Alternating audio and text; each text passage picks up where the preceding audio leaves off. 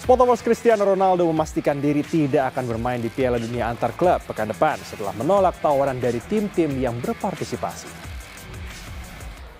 Cristiano Ronaldo menyampaikan langsung kepastian tidak turun di Piala Dunia antar klub saat jumpa dengan awak media jelang final UEFA Nations League. CR7 mengakui sempat dihubungi oleh beberapa tim yang akan tampil di turnamen ini. Ronaldo datang ke Jerman untuk mengikuti Nations League dengan banyak tanda tanya mengenai masa depannya di klub Arab Saudi Al Nassr. Kontrak Ronaldo dengan Al Nassr akan berakhir di Juni ini, tetapi pemain asal Portugal itu tidak tertarik membuat keputusan jangka pendek hanya demi tampil di Piala Dunia antar klub pekan depan.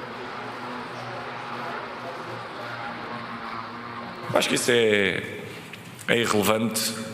Neste momento não faz sentido falar de outras coisas que sem ser a seleção, mas digo que houve bastantes contactos, mas há certas coisas que eu vejo que têm sentido, há coisas que não têm sentido.